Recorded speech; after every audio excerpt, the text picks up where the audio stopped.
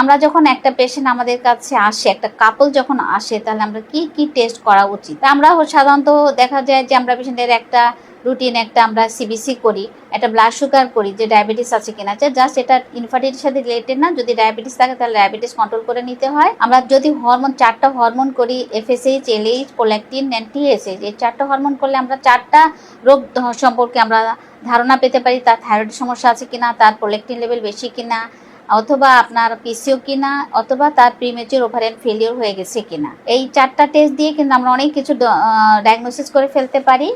আর ultrasound করলে আমরা বেশ কিছু সমস্যা ডায়াগনোসিস করতে পারি, যে জরায়ুতে টিউমার আছে কিনা, ওভারিতে কোনো চকলেট সিস্ট বা অন্য কিছু আছে কিনা, বা আদার কোনো কারণে মানে যদি ইনফেকশন আছে কিনা, এগুলো আমরা আইডেন্টিফাই করতে পারি। আর হাজবেন্ডের সিমেন অ্যানালাইসিস করলে এটা যথেষ্ট। অবশ্যই আমাদের একটা পেশেন্ট যখন আমরা চিকিৎসা শুরু করবো তখন বেসিক কিছু ইনভেস্টিগেশন আমাদের করা উচিত।